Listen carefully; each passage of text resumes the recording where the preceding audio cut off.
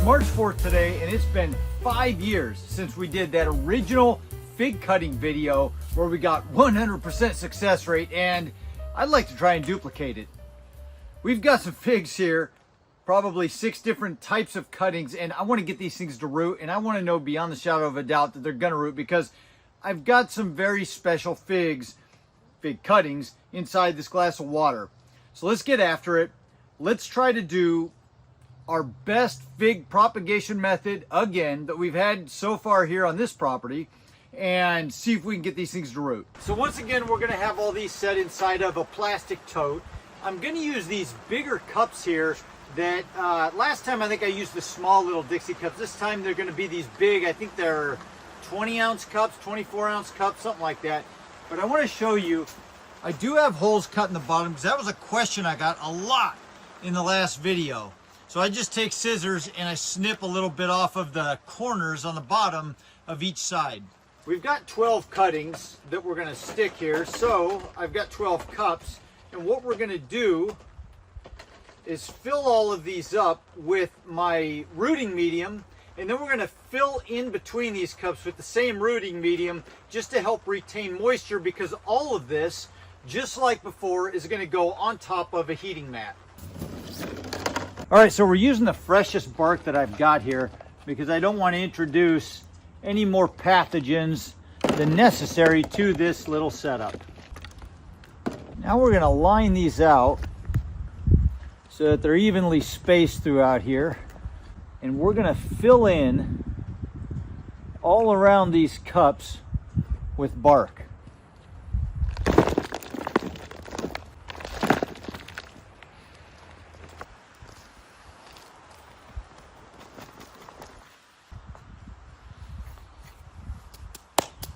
All right, now that we got that done, let's take it inside where we can work. All right, so first of all, it's raining out there quite a bit, so if you hear a lot of noise from that, I apologize, but we're just going to push through. I have not given up my trusty Corona shears. This is just the pair of shears that I had closest at hand, and so we're going to use those to work on these figs. Now, what I did was I pulled all these out of my fridge after sitting there for several months, and I gave them all a good scrubbing, just a little soft bristled brush and some soap. I scrubbed each one of these cuttings a little bit just to make sure they were clean and free of any fungus or bacteria, anything like that. And then I just labeled them all, pre-labeled them, put them all in water, and just let them soak up more water overnight so they'd be well hydrated. Now, I didn't do the water soak last time. I don't know that that's absolutely necessary, but I like to just give us a little extra insurance because, once again, I'm excited to get this one going, and I want to make sure I give it every chance possible. So let's just go ahead and start with this one, the Col de Dame Noir from Carlos. The first thing I'm going to do, these are some nice cuttings. I'm going to cut this again just below that node. All right, so let's start by dibbling down in here.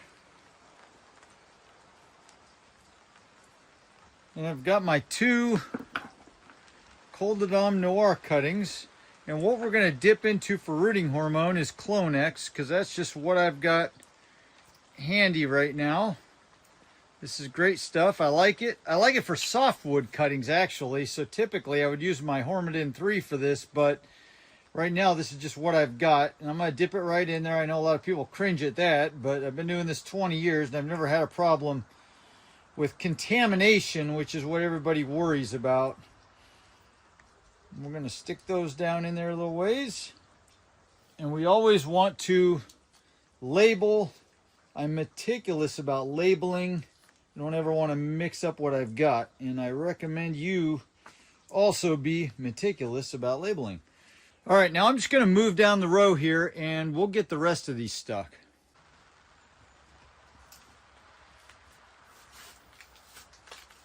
All right, now I've got everybody labeled and in their place. I'm going to go back and fill a little bit more bark over all of these areas, just kind of fill the tops of these cups and fill in around a little bit, and then we'll water it in.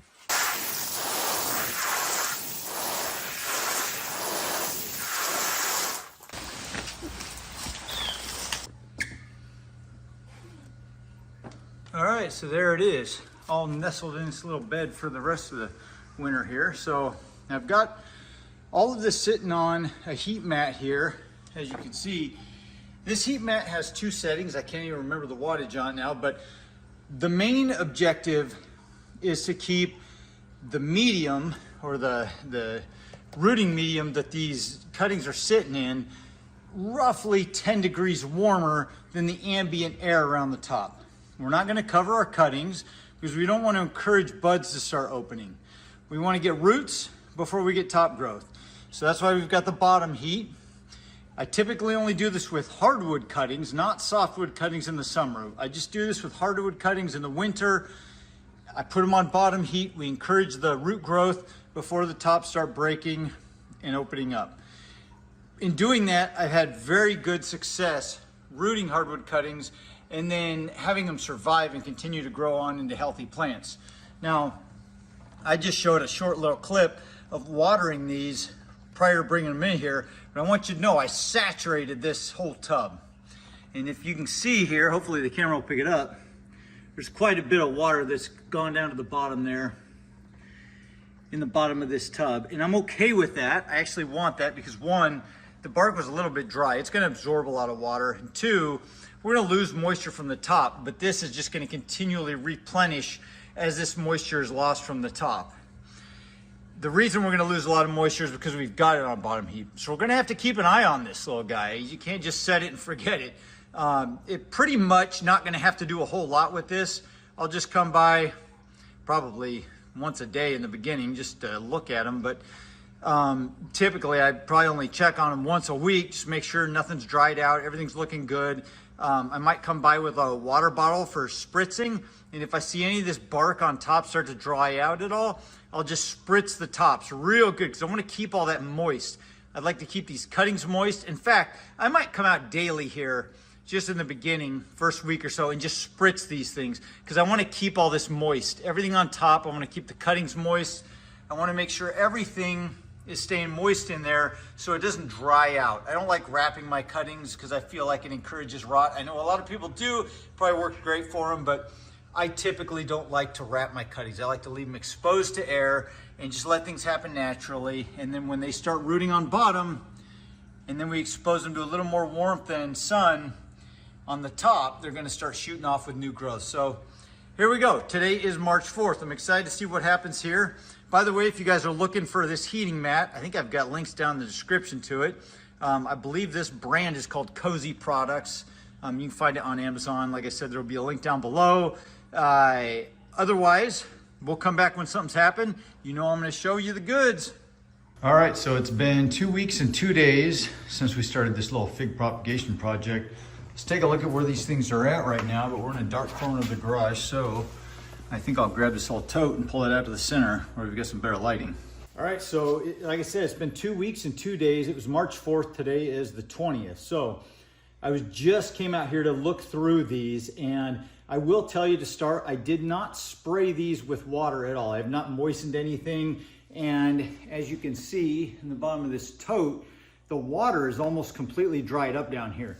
After the first couple days, I came and just pulled one of these cups up, and there was standing water in the bottom inch of the cup because I had so much resting in the bottom of the tote here. And I thought about dumping some of it out, but I thought, no, it's gonna dry up. And sure enough, it's dried down all the way to the bottom of the tote.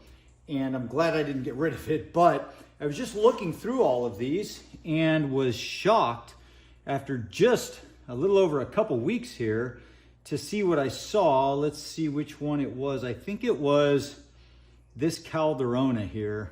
I think this was the one. I love how this holds the shape and you can slip it right back in there. Look at this. We've already got roots, lots of roots on that guy. So I'm pretty stoked about this. Lots of roots already starting to grow.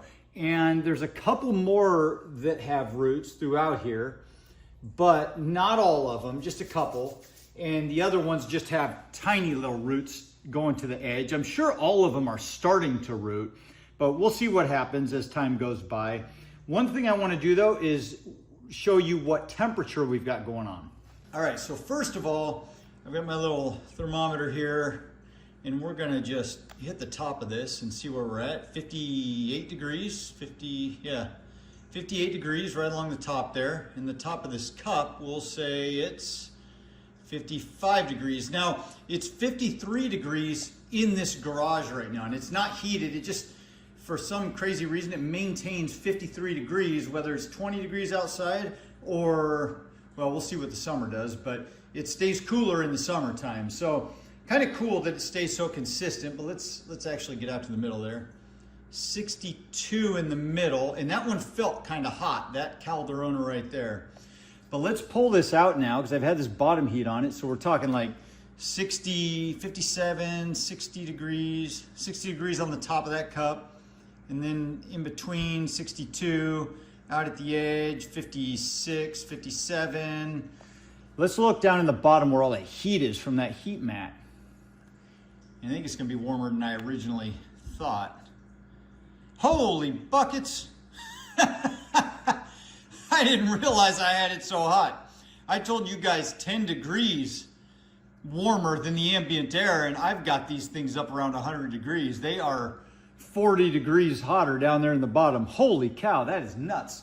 Let's try a corner real quick. This is a De La Senora Hibernanca. Let's see what that's at, 76, okay. So that's, 20 degrees warmer, 20, maybe 18. So that's a little better. It's obviously a lot warmer in the center because it's got more mass to hold that heat into the center. But let's see what this Campaneri is. I got these Campaneri cuttings from Chris down in Oregon, so I'm hoping they take. 82, more in the center, not at the edge. So that's pretty hot. Let's see if this Vincenzo, I think it is. Let's see what that ends up at. 90, not 104. Holy cow, that's too hot. Well, obviously not too hot because they're rooting, but that makes me a little nervous.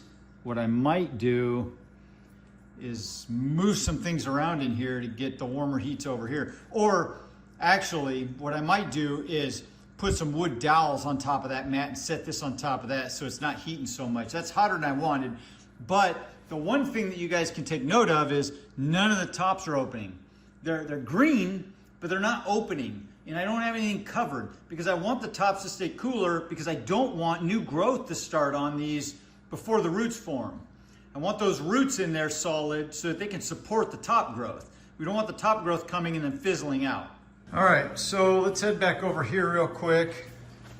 I found some bamboo sticks that we'll set down on top of this mat.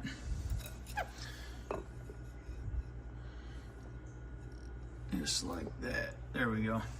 And then we'll just rest our tote on top of that if I can keep that stick solid. All right, now that should help out a little bit with the heat. Hopefully that'll dissipate some of the heat. You can see I've got it raised up there, and there's a little gap underneath that tote now between the heating mat and the tote. Now the last time I did this video, it's been like 5 years now I think, I used a little heating mat that was for like your shoulders or something. It wasn't for plants. It wasn't rubberized like this. It was a cloth heating mat. I can't even remember the name of it. But it had a lot lower heat output than this. It was literally just for your muscles or something like that. This one, I was not anticipating getting that hot. And I've got it on the lowest setting. There's actually, on this particular heat mat, there's 2 settings, and I've got it on the lower setting. You can turn it up. But I don't know how many watts that's pulling right now, but obviously it's heating up more than I need it to heat up. So we'll prop it up. We can prop it up even higher if we need to, but it's obviously doing okay. I mean, you guys saw the Calderona. That's pretty insane. I am pretty thrilled with that. Those roots are beautiful. And the one that I really want to get to take right now is the Col de Dame Noir. Those are the ones that came from Carlos over in, I think he's in New York. And I didn't see any roots on them, but I might move those into the center. We'll see. So we'll give this a little time, see if it's cooled down some. That last clip that we did was March 20th. So we're a little further along now, a few weeks. And let's take a look at these little cuttings and what they've been doing. Now, I've spritzed the tops of them a little bit with this, not a whole lot, but every few days or so I'll spritz them some. This has dried out quite a bit. There's not water sitting down in there. The top is dried out, but there's still moisture down in. And we've got all of our fig cuttings here lined up, doing well so far. The first thing you can notice is there's some green growth going on some of them, which is really awesome. And also you can see that I did move some of them around. Now, where we left off before was we were talking about temperatures, and this thing was extremely hot, so I propped it up on dowels. I did come out later that day and the next day and did the temperature for them, and everything was relatively the same temp. So raising them up that high didn't really matter. The next step would be raising them up on like 2x2s, getting them a little higher. And I found success lowering the temp by doing that years ago, but you know, everything was working out, and I decided I'm just gonna leave it. I'm gonna leave it real hot in the center. In fact, if you want, I can go get that thermometer. We can check it right now, but let's take a look at these guys. So I did move the Col de Dame Noir into the center here because I wanted to get them going. They take longer to get started. They take longer to root, that I'm finding anyway, and I just want to give them a little bit more of a jump start. And look at what we've got. So they are actually rooting really well. Now this just happened a few days ago. They took off. We've got some root growth right there, and then a lot over here on this side coming through. And it's just looking beautiful. And then we've got a couple little figs starting. Now I don't really care so much about the figs. It's cool to see, but I really want the growth to go into the roots, and then some green growth this summer, get them established first. But that extra warmth really got things going. And then the other Col de Dame Noir, we've got roots here and roots down here. So it's starting to happen. These guys are starting to get going. They were the slowest ones to get started, but things are happening. So thank you, Carlos, for providing these fig cuttings here, these Col de Dame Noir. I was most excited about those because I've got a little history with Col de Dame Noir, and I wanted to see it through, and I'm excited to have a real good known Col de Dame Noir variety from Montserrat Ponds, and there they are. So we just got to keep them going. We got to keep doing right by those little cuttings. Now the Calderona I moved out to the side, and if you remember, they were really taking off. Now they're in a cooler spot, so the roots are still going, but they've kind of slowed down the new growth on them. You can see some green growth up there. It's the same throughout. We've got a Vincenzo, I think is how you pronounce it. And this came from Chris down in Oregon. And we got a nice long root right there, if you can see it. There it is. And we've got some nice green growth up top. I've got a few like that of the Vincenzo. Another Calderona, that's got roots. Another Vincenzo with roots. Campaneri, this one came from Chris. Now I have a Campaneri, but he sent me his, and he gave me 2 cuttings of the Campaneri, and this one rooted. The other one I think was just not viable. The cutting is kind of dying back here, but that happens. I mean, it is what it is in the plant propagation world, but this one is just rooting like crazy. You can see tons of beautiful root growth in there, and we're gonna have his variety of the Campaneri, so I'll be able to compare that to what I've got. And I did a video a while back, I think, or maybe I just talked about it when people ask questions on YouTube. I haven't done a video in a while, but Campaneri turned out to be one of my favorite varieties this past season, last summer, fall. It was absolutely a beautiful fig. First one I ever tasted, absolutely loved it. And it ripens earlier in my area, which is perfect. So that one I'm excited to see get going. And then he sent me some, or no, these weren't from him. These were actually from, I bought this variety from somebody online. I can't remember who, but it was on FigBid. The Hibernenca de la Senora. And of all of them, only one of them took. The others just, they were small cuttings, but I'm hoping this makes it. You guys know me, I like the big fat cuttings. They tend to root a lot better, but we got tons of roots in this one, but it's a little guy, and he's got some nice green growth, but he's chugging along, trying to make something happen. And sometimes you know how it goes. You get these guys rooting, and then They're so little and fragile, they may or may not make it, but we'll give it time. We'll see what happens. And hopefully we'll get that Hibernenka to get going there and make something happen. So far we've got some good success in here. I've got at least one of every variety rooted, which is what I wanted. Now I got to take care of them and get them moving on through there. And now I've got to empty this out. We're going to pot these up and we'll follow along with them. But I've got some other varieties that I want to get started in this little pile here, or in this little setup I've got. I'll have to re-water things a little bit.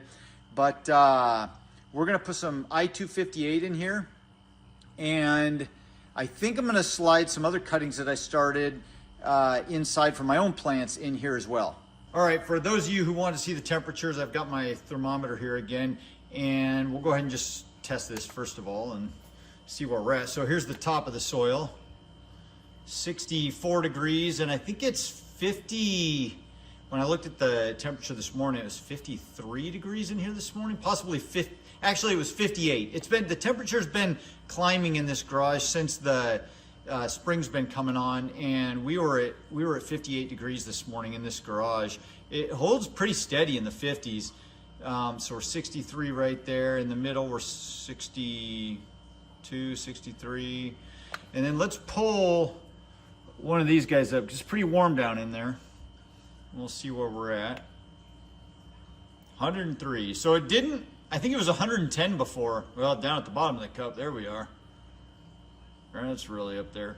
But, and then the higher we go, obviously, the cooler it gets.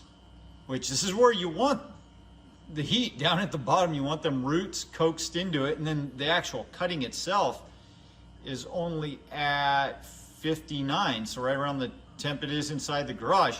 So that's what you want. You want the tops cooler. Typically, I would only want the bottoms about 10 degrees warmer, but it is what it is, and it's working out really great. Now, I'm a little nervous about up-potting them and not having them heated, going through such a drastic change, but I'm going to keep them in the garage here, and I think we're going to be okay. I'll just keep an eye on things, and time will tell, but there you go. There's your temperatures. Okay, so let's see what's developing over here. So today is April 24th, I believe, and that last clip was April 6th, so it's been almost 2 months, month and 3 weeks or something like that since we started this whole project, and there's been a few changes. So a few of the cuttings didn't make it. I tossed them, and since then I picked up some more I-258 from the original guy that I bought my I-258 from several, actually, geez, it's probably been 8 or 9 years since I bought from him. But the one I dug out in my orchard, I was worried that it wasn't going to make it. And lo and behold, it ended up making it. And now it's starting to do something out in the pot, in the hoop house.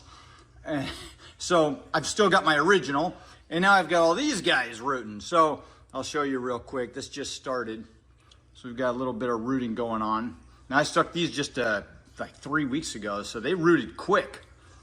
Beautiful cuttings. Now I've got more I-258 and I know what to do with.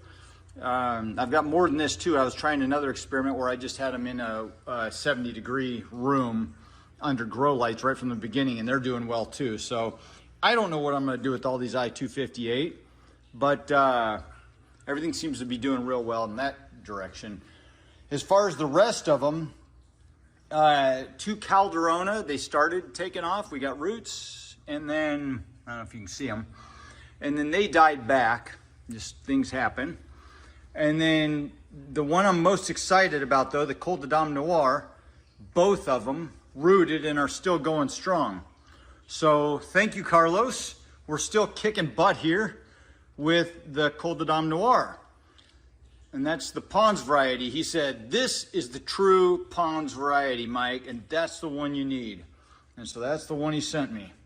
And I could not be happier that those are doing so well. So I think it's time. We need to get these things out of here, get them potted up, get them out in the hoop house. We don't have any more frost coming, knock on wood. And I need these guys to get into a bigger pot. This is a Calderona. Got lots of roots, doing real good. I think what I'm going to do is turn the heat off on these guys now. I know my I-258 is good out there in the pot. It's starting to, the buds are swelling. It's starting to do something. So I actually don't even need these now, but I'm gonna keep them. I'll pot these guys up as well, and we'll just do what we need to do with them. This is the only one I'm a little worried about. This is that De La Senora Hibernanca variety. Got little roots coming all along the bottom, but the growth has just been so small and minimal. So I'm kind of nervous about that one, but it's the only one I think that I've got going on in there. Yeah. Oh, and that Campanere's doing good. Chris sent me that one from Oregon. It's got massive roots. Nice green growth. I did have a Campanere and it's doing well out there, but I'm excited to compare the two. And then Vincenzo, I think Chris sent me that one too, I think. Got roots, nice growth. We did pretty good. All right, so here they all are. I've got everything potted up into 2-gallon pots, except there were some varieties here like the I-258 that were just getting started. I decided to leave in cups. I put them down in this big black plastic pot to kind of shield some of the light from those roots because they really don't like a ton of light, but it'll help a little bit. I fertilized them and just said, what the heck, let's see what we get, because now I know I've got that I-258, my original one. It didn't die like I thought it might be dying. It's actually sending out new growth right there. So we're good to go on that guy. Here's the rest of them. Really excited that I was able to get these Col de Dame Noir going. We've got 1 and 2 of them right there. There you go, Carlos. I'm gonna water these guys in good. We're warm enough now. We're in the hoop house, they're protected. I think we're gonna do well. We got that 50% shade cloth, so they should acclimate and adjust to the sun just fine. I'm really happy to have this variety here, and I can't thank you enough for sending those cuttings to me. We got Calderona back. I explained before that I lost that out in the orchard. It froze too hard one winter, or one late or early spring, and I lost my Calderona, so I've got a Calderona again. And then my Violet de Solis over here. We got the Hibernanca de la Senora and Campanere. Vincenzo, we're doing good. We've got things taken off. Now the Campanere, I actually have one, and it fruited last year, and I was incredibly amazed with the fruit on that. And it's got a little fig. I don't know if this is going to do anything. It started doing this in the garage, but it's doing good. Starting to grow. Like I said, I had that in the garage for, I don't know, months, and it finally, everything, it was just leafing out with everything else, but came up with that nice fig. But I am really impressed with that Campanere variety in my area, at least. I mean, it fruited last year, and that fruit was amazing. That fig tasted absolutely outstanding. So looking forward to that. We'll see what we get. All right, so there you go. That little project is buttoned up for now. I'll come back out and show you what's happened with them. I should probably just get this out for you guys so you can see what I've been up to and what's going on with the little fig cuttings there. We can always show you updates later on in the season and see if things actually survived the transition. I think they will. I think we're doing pretty good with that, but not quite the 100% success rate we were shooting for like before, but it's pretty good success rate. And that is, if I have to root a fig variety, if I absolutely have to make that thing go and can't risk it, that's the method that I use. That bottom heat in a cool environment, don't cover them, start with saturated material and inert material, and just let those roots go and get the roots before you get the top growth. That's where I've had my best success. Now I know there's 1,000 different fig rooting methods out there, but that's my method and I love it. So if you guys are looking for something where you absolutely got to get that cutting to root, that's what I do. I had to get those Col de Dame Noirs to root, and I got both cuttings that he sent me to root. So I couldn't be happier about that. Thank you, Carlos. Really appreciate it. Thank you, Chris, from down in Oregon. Your cuttings seem to be doing okay, and I'm looking forward to them as well. We'll follow along, like I said, and show you guys how things are doing. You know what to do. If you like this video, hit the like button, subscribe if you want to follow along, and comment down below if you have any thoughts of your own on this, because I know this subject is just a huge one, and there's a lot of people out there with a lot of different methods of rooting fig cuttings. So let me know what you think down below. Have a fantastic week, and I'll see you in the next video. Adios.